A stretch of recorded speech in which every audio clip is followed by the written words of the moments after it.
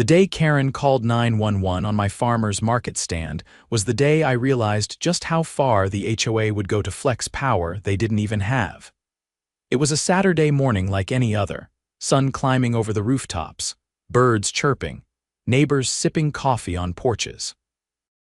I had just finished setting up my modest wooden stand at the corner of Maple Creek and Sycamore Drive right on the edge of my own property. Nothing fancy. Just a tidy row of crates stacked with heirloom tomatoes, honey from my backyard hives, and a few jars of pickled okra my grandma taught me to make. I'd been doing this every weekend for nearly 6 months, ever since I got my state-issued cottage food permit. The neighborhood loved it. Most of them anyway. Then came the click, click, click of heels on concrete. My stomach sank before I even looked up. "Mr. Silas Montgomery," came the shrill, nasal voice I knew too well. "Just what do you think you're doing?" There she was. Marlene Whitaker, HOA board president, walking toward me with her over bleached bob, oversized sunglasses, and a clipboard clutched to her chest like a holy relic. Marlene had that look people get when they're too used to getting their way tight-lipped, nose up, convinced the world spins just slightly off because someone like me exists. "Morning, Marlene," I said, wiping my hands on my apron. "Selling produce." "Like I do every Saturday." "This is a residential neighborhood, not a commercial district," she snapped, jabbing her pen at my table. "You are in violation of HOA Code 13.7, no unauthorized commerce on community grounds." I pointed to the stake in the grass, right behind the stand. "This is my yard, Marlene, my property, not communal. Also, I have a permit from the state. I'm well within my rights." She squinted at the paper I showed her, barely glancing at the bold letters from the Department of Agriculture. "We'll see about that." I watched her march off, heels stabbing the sidewalk like she was trying to punish the earth itself. I thought that would be the end of it. It wasn't.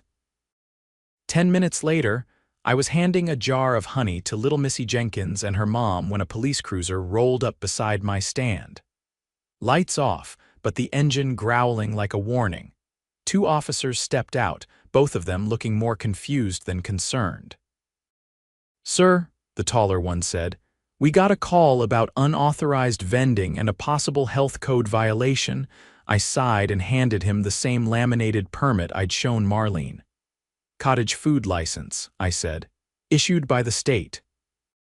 I don't sell anything that requires refrigeration, and everything's labeled and sealed. I even took the food safety course." The officer scanned the permit, nodded, and handed it back. "You're good," he said. "Sorry to bother you." Just as they turned to leave, Marlene came storming out of her garage like a banshee, phone still in hand. "Wait, you're just going to let him get away with it? He's disrupting the aesthetic of the neighborhood." "This is a clear violation of our bylaws," the shorter officer raised an eyebrow. "Ma'am, he's on his own property and this is a state-permitted operation. There's no crime here." Marlene's mouth twisted, searching for a comeback. "He's lowering property values," the taller cop chuckled. With tomatoes, they left. She didn't. By the time the afternoon sun hit the pavement, Marlene had already canvassed the neighborhood with flyers warning about the unauthorized produce operation. She even went door to door trying to get signatures to shut down the rogue fruit stand. But here's the thing. People liked the stand. They liked me. They liked the honey and the fact that their kids could learn what a real tomato tasted like, and they were tired of Marlene's antics. The next morning, I woke up to find a basket on my porch. Inside were muffins, a little thank you card, and over a dozen signatures on a note that read, "We support Silas's stand. HOA needs to back off." I wasn't looking for a fight, but Marlene wasn't going to let it go. Monday morning, I got the first fine, $100. For unauthorized signage. I stared at the letter and laughed. The only sign I had was a wooden board that said "Fresh Veggies" in my own handwriting, propped up against the table on my grass. I sent a formal appeal to the HOA board and attached a copy of my state permit again, along with a photo of the sign and a copy of the relevant zoning laws. I knew the rules. I'd read them twice before I ever set up that stand. 3 days later, I got another fine, $200. This time, the charge was creating a public nuisance. My patience started to unravel. I called a meeting, not with the HOA, with the neighborhood. I set up chairs on my lawn, brought out lemonade and cookies, and handed out copies of every permit, law, and violation notice Marlene had sent me. I even printed out the police report that said no action was taken. Look, I told them, this isn't about a tomato stand anymore. This is about control. Marlene doesn't like that I didn't ask her for permission to do something I'm allowed to do. A few folks clapped, a few more nodded. Then something unexpected happened. Susan Kensington, one of the quieter neighbors on the block, stood up. She was soft-spoken, always polite, and never involved in the HOA drama. "I used to run a daycare out of my home," she said. Marlene shut me down with fake complaints to the fire marshal and then fined me until I couldn't afford to stay open. That got people talking. Apparently, I wasn't the first. Or the second. Marlene had fined a disabled veteran for installing a ramp. She'd threatened a single mom for painting her shutters the wrong shade of blue, even though the paint was pre-approved. And years ago, she tried to evict a family for putting up Christmas lights before Thanksgiving. It was like the floodgates opened. People had been afraid to speak up, worried about retaliation. But now they were mad, and they weren't just mad at Marlene. They were mad at the HOA board that rubber-stamped everything she did, so we made a plan, not revenge, not yet. First, we needed proof. I installed a security camera pointed at my yard and the street. Nothing fancy, just enough to catch anyone snooping around. Susan dug up old emails and letters she'd saved from her daycare shutdown. Jacob, the disabled vet, still had photos of the fines and the ramp she made him tear down. We started collecting, documenting, organizing, because if Marlene wanted a war over squash and mason jars, she was about to get one, and this time the neighborhood wasn't backing down. By the following weekend, I had 2 new additions to my market stand. A laminated copy of my cottage food permit nailed to the front of the table, and a sleek motion-activated camera perched on the porch rail, angled to catch the entire street view. I wasn't leaving any more room for intimidation or lies. The neighborhood was shifting. I felt it in the way people walked a little slower past my yard, how they lingered longer at my table not just to buy but to talk, to ask what they could do. There was a cautious energy in the air, like the block was holding its breath, waiting to see what Marlene would try next. She didn't make them wait long. Monday morning, I received a certified letter shoved into my mailbox so forcefully, it crumpled the top flap. Inside was a cease and desist drafted by a law firm I'd never heard of, claiming I was operating a commercial enterprise in direct violation of HOA rules, and that further noncompliance would result in escalated legal consequences, including but not limited to property liens. I read it 3 times. Then once more, slowly. The HOA had retained an attorney.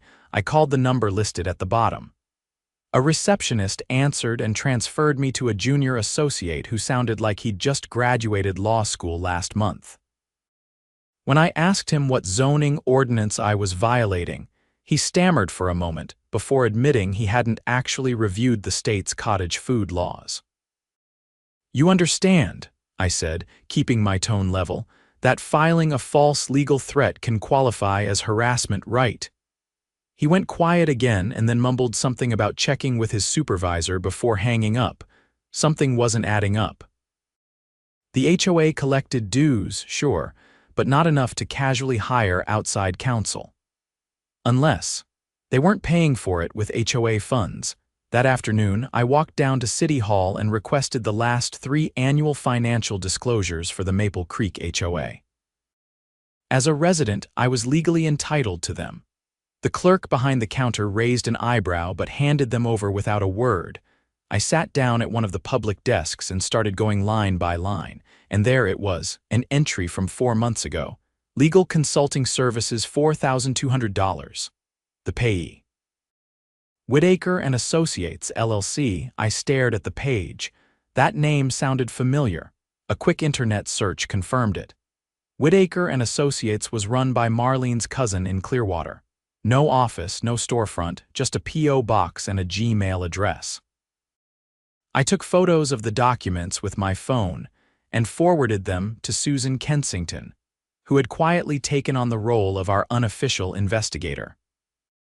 She replied within the hour, confirming that under Florida HOA statutes, any expenditure over $500 required a board vote recorded in meeting minutes, and no such vote had occurred in over a year. Marlene had funneled HOA money to a relative under the table. At this point, it wasn't just about produce anymore. This was misappropriation of funds, possibly fraud. "Let's do it right," Susan said when I called her that night. "We gather, we document, we present it legally, no shouting matches, no pettiness, just facts." She was right. We weren't going to stoop. We'd present the truth the way Marlene couldn't spin her way out of. We spent the next 2 weeks building a silent case. Susan compiled a timeline of every major financial transaction over the past 3 years. Jacob tracked down other residents who'd received questionable fines or threats. Even Missy Jenkins' mom, a paralegal, joined the group and helped us organize everything into a formal complaint. Then came the break we didn't expect. On a Thursday morning, my camera picked up movement at 3:42 a.m., a figure darting across my lawn, crouching low. They approached the stand, now covered for the night, and pulled something from their coat, a small canister, spray paint. By the time sunlight broke, the front of my table read "Food Poison" in red block letters. I reviewed the footage 3 times. The hoodie was pulled low, but the gait was undeniable. It was Marlene's husband, Rick. I downloaded the footage and emailed it to the local precinct with a written statement. Then I printed stills and added them to our growing binder. The police arrived that evening, quiet and professional. They knocked on the Whitakers' door.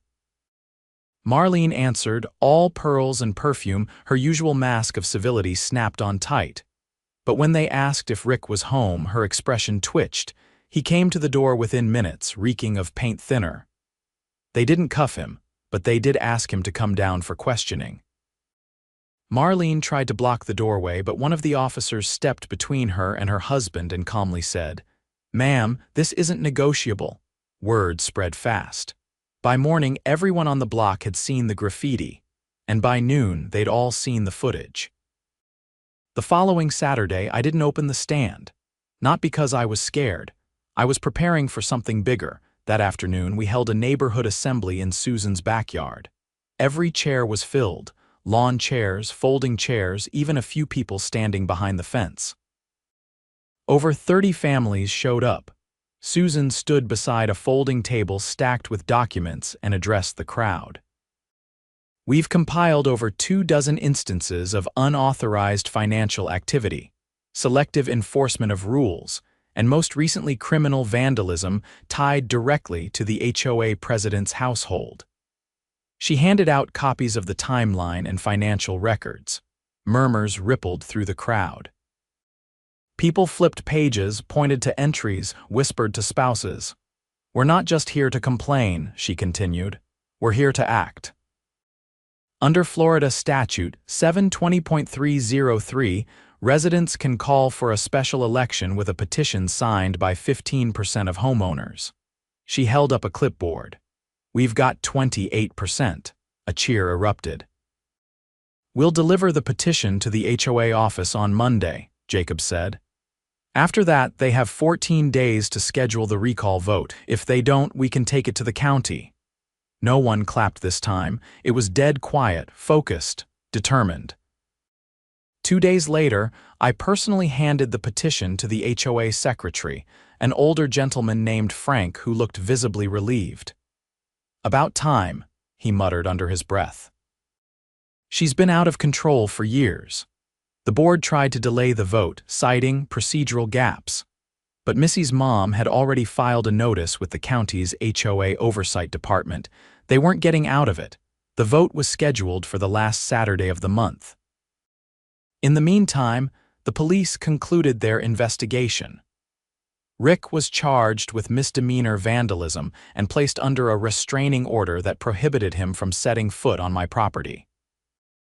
That meant he couldn't attend the vote unless it was moved to a neutral location, which we demanded and got. The community center across town hosted the recall election. Each homeowner signed in, cast a paper ballot, and dropped it in the secure box. The tension was thick, but no one spoke above a whisper. When the counting finished, the results were unanimous. Not a single vote in Marlene's favor. She stood at the back of the room, arms crossed, lips pursed like she'd bitten into something rotten. For once, she had nothing to say. Frank, now acting board president, stood and cleared his throat. Effective immediately, Marlene Whitaker is removed from all HOA duties.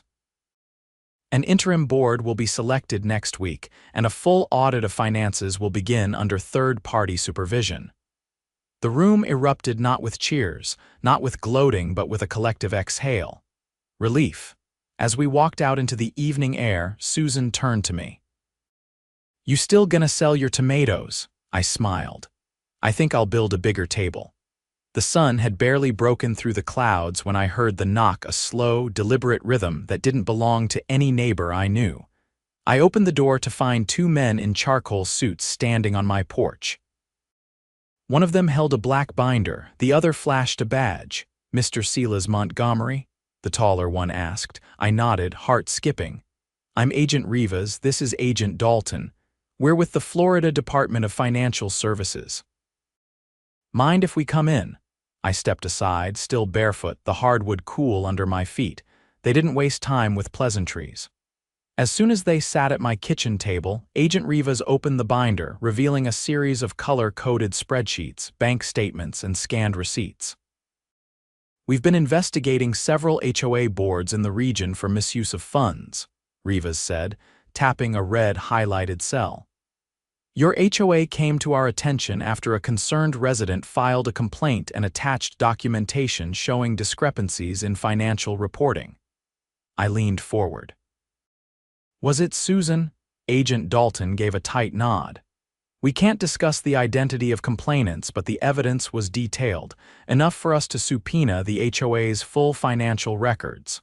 I glanced at the documents spread before us, and Rivas flipped another page. Over $75,000 in unapproved expenditures over the last 2 years, most of it funneled through shell vendors. One of them, Whitaker and Associates, doesn't exist in any certified business registry. We traced it to a prepaid P.O. box in Clearwater. Payments were issued on a quarterly basis, each just under the reporting threshold that would trigger automatic board review.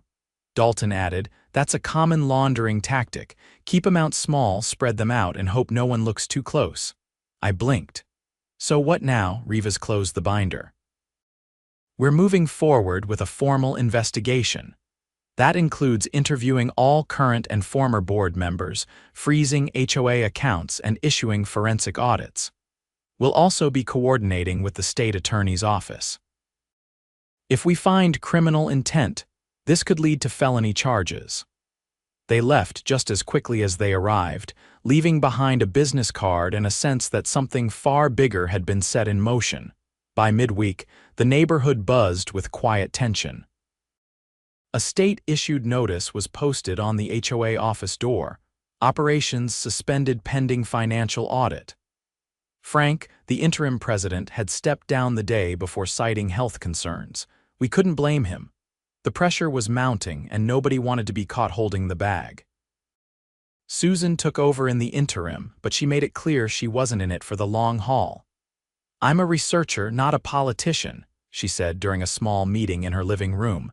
"But I'll keep things transparent until we vote in a new board." She wasn't kidding about transparency. By Friday, she'd set up a neighborhood website password protected with all current HOA documentation, expenditures, and updates from the DFS investigation. It was clean, factual, and impossible for anyone to twist. That weekend, I reopened my stand.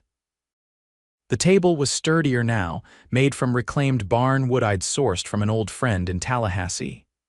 I added a chalkboard sign with the week's offerings and set a tip jar off to the side with a note. All proceeds this week go to the Community Legal Fund. People showed up in waves. Not just for the produce, but to talk, to share, to ask questions. It wasn't just about the market anymore.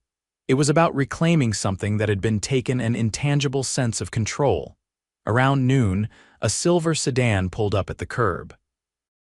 A woman stepped out mid-30s, pressed slacks, clipboard in hand. She walked straight up to me. "Mr. Montgomery, that's me. I'm Lisa Gentry, investigator for the County Zoning Enforcement Office. I'm here to conduct a site review of your vendor operation per request from an anonymous complaint." "Let me guess," I said. Tall, bleach blonde, fond of clipboards, she cracked a faint grin, then turned serious. "I'm not here to shut you down. I just need to verify compliance. Go right ahead." She walked the perimeter of the stand, checked the placement of my sign, the distance from the sidewalk, and took photos of the permit posted at the front.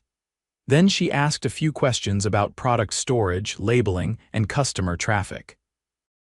I answered everything clearly. She nodded, made some notes, and finally said, "You're fully compliant.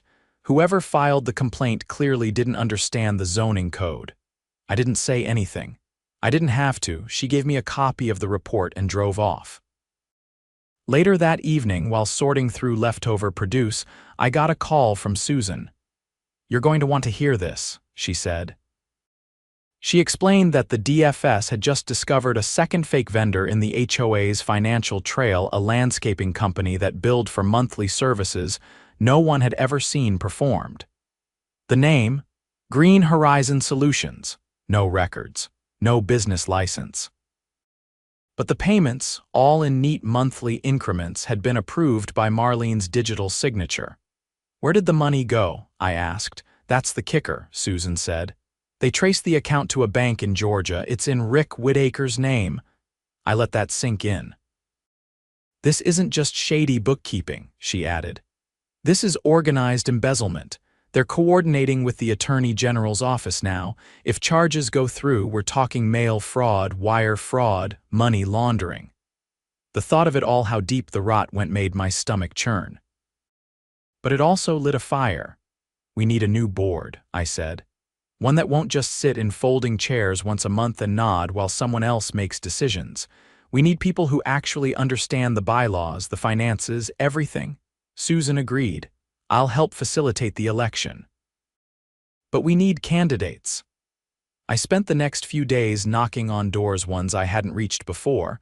I talked to Charles Ramos, a retired accountant who'd quietly lived on the corner for 10 years. He agreed to run for treasurer. I convinced Leela, a nurse who commuted 3 hours a day, to step in as secretary. She had a sharp eye for detail and a low tolerance for nonsense. And for president, I nominated Jacob. He hesitated at first. "I fix cars, Silas. I'm not exactly board material. You know what it's like to be bulldozed by people with no empathy," I said. "And you've got grit. That's what we need right now." He agreed, reluctantly. By the time Election Day came around, the community center was packed again. This time, the mood was lighter, focused.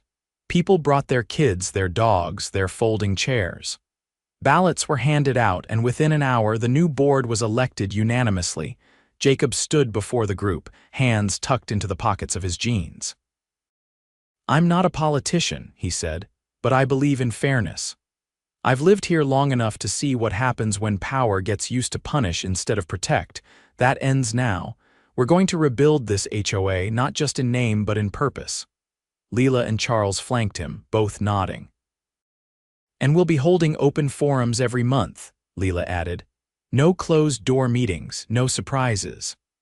Afterward, as people filtered out into the parking lot, I stood by my truck, arms crossed, watching the laughter and conversations ripple through the crowd.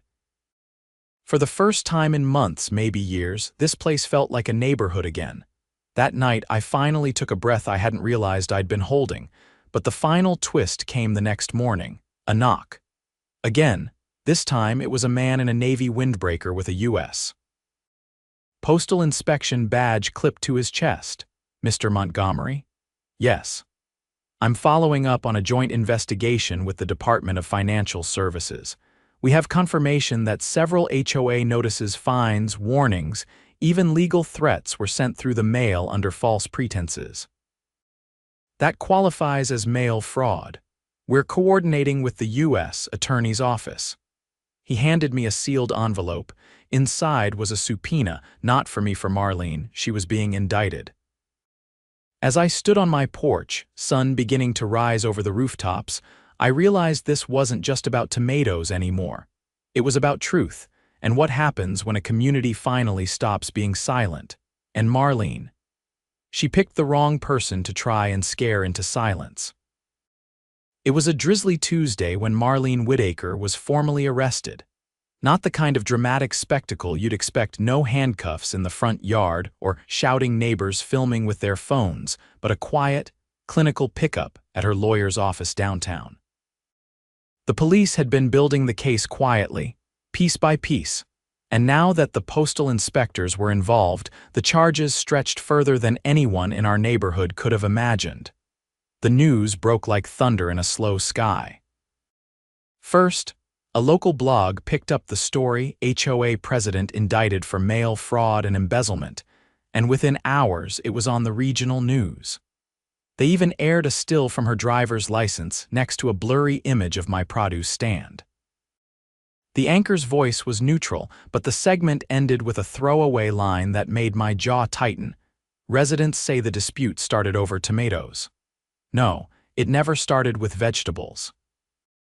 It started with ego, with control, with someone who thought a clipboard gave her the right to run lives like a private fiefdom.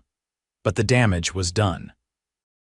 The neighborhood's name was now linked to a statewide investigation, and even though we'd removed Marlene and installed a new board, we were still operating in the shadow of what she'd done. 2 days after the arrest, I walked into the community center and found Jacob pacing near the coffee urn, arms folded, expression unreadable. "They're freezing the HOA's insurance account," he said without looking up. Apparently, the old board authorized a liability policy through one of Marlene's relatives. It was fake, no coverage, not even a real underwriter. I ran a hand along the back of my neck. So if someone had slipped on the sidewalk or fallen off a rotted swing set, we'd be paying out of pocket, Jacob finished. The entire neighborhood. Leela arrived a few minutes later, carrying a red folder fat with papers. She laid it on the table and opened it to the first page. "Here's everything we've compiled for the Attorney General's office. They're requesting statements from every homeowner who received a fabricated fine or threatening letter. We need to submit it by the end of the week." I pulled up a chair. "You want me to go door to door?" "No," she said. "They're coming here Saturday." 2 prosecutors, 3 investigators, and a staff assistant. They're reviewing this case for racketeering enhancements. I blinked. "You think they'll get RICO charges if they can prove the HOA was being used as a front for coordinated fraud across state lines?" she said. "Then yes. And with the fake landscaping company in Georgia, the sham legal firm in Clearwater, and the forged insurance policy, it's looking more likely." For a long time, none of us said anything. The room was too quiet, the kind of silence you only hear when the weight of what's been done finally lands on everyone's shoulders. Later that night, I stood on my porch and looked out at the street. The rain had stopped, leaving the pavement dark and gleaming under the porch lights. I could hear someone's wind chimes tinkling down the block, soft and irregular. For the first time in months, I didn't feel watched. No one was circling my stand. No one was lurking in the shadows with a phone ready to dial a complaint, but I also didn't feel triumphant. Not yet. The next morning, I was woken by a knock at 7 sharp. This time, it was the state investigator assigned to the Attorney General's task force. She was a tall woman with silver-streaked hair pulled into a tight braid and eyes that looked like they could drill through concrete. "Name's Patris," she said, flashing her badge. "I'm here to walk the property and verify some of the materials you submitted to our office." I invited her in and showed her the folder I'd been keeping. It had grown thick over the last few weeks: digital photos, hard copies of letters, and a full timeline of events compiled by Susan, cross-referenced with public records. Patris flipped through it methodically, making notes in a leather-bound journal. Every few pages, she paused to ask a question. Did anyone from the original board ever mention a vote on the legal retainer? No vote, I said. Marlene just declared they'd hired counsel, and that was that. Was the counsel ever seen at a meeting or contacted by other board members? Only emails from Marlene. The lawyer was her cousin. Never showed up in person. She nodded and wrote something with slow, deliberate strokes. When we reached the part about the graffiti incident, the night Rick sprayed food poison across my stand, she asked to see the footage again. I pulled it up on my laptop and let it play in silence. Afterward, she leaned back and studied me for a moment. You know, she said, most people would have packed up after something like this. I gave a small shrug. I figured if I didn't stand up, someone else was going to get crushed next. She closed the folder and stood. You might want to be at the courthouse next Wednesday. Preliminary arraignment starts at 9. There's a motion hearing after. Judge wants resident testimony. I promised I'd be there. The following week passed slowly, a waiting game of emails, notarized statements, and careful planning. The new board was working overtime to stabilize the HOA's budget, and Leela had taken over communication with the county's compliance office to make sure every regulation was being followed to the letter. We weren't just fixing what Marlene broke, we were building something better. On Wednesday, I showed up to the courthouse in a pressed shirt and slacks, a manila folder under my arm. The courtroom was quieter than I expected, filled mostly with attorneys and a few curious reporters. Marlene was already seated at the defense table, her posture stiff, hair pulled into a severe bun that made her look smaller than I remembered. When the judge entered, the room stood. The proceedings began with a reading of the charges: wire fraud, mail fraud, conspiracy to commit fraud, falsification of financial records, and operating a criminal enterprise under the guise of a nonprofit organization. Her attorney, a man with a voice like dry paper, pled not guilty on all counts. But the prosecutor wasn't fazed. He stood and handed the judge a binder so thick it required both hands. These materials include financial records from 3 states, testimony from over 20 residents, and digital evidence directly linking the defendant to each of the fraudulent entities. We are requesting that Miss Whitaker be remanded without bail. Her attorney protested, of course, citing her age, her dedicated community service, and lack of prior convictions. But then Patris stood up from the gallery and handed the judge a supplemental affidavit. The judge scanned it, his expression unreadable. Motion granted. Bail denied. That was the end of it. No shouting, no outburst, just a hollow expression crossing Marlene's face as the bailiff stepped behind her chair. When I left the courtroom, there were people waiting outside, neighbors mostly, some of whom I hadn't seen in months. They didn't ask questions. They just nodded. Some clapped me on the shoulder. Someone handed me a thermos of coffee and said it was from Susan. The next day, I opened my stand again. The market had grown, now not just my table but 2 others beside it. Charles had started offering homemade jams, and the Jenkins family brought fresh bread loaves wrapped in brown paper. We weren't running a business. We were building a community. There were no more complaints. No more fines. Just families walking from house to house, laughing, talking, picking up a jar of honey or a bag of radishes on the way to the park. Later that month, the new board passed a resolution. Residents could use their own property for small-scale, state-approved cottage operations without requiring additional HOA approval. The vote was unanimous. But the real victory came the following spring when a young couple moved into the house across from mine. They walked over during my Saturday setup, curious about the stand. The woman smiled as she scanned the jars on the table. "We heard about this neighborhood," she said. "The farmer's market, the community, it's why we chose it." The man added, "We used to live in a place with a nightmare HOA." "Heard you all cleaned house." I looked around at the block kids playing chalk games on the sidewalk, an elderly neighbor walking his dog, the sound of someone hammering in a garden trellis down the street. Yeah, I said, we cleaned house. And this time we were keeping it that way.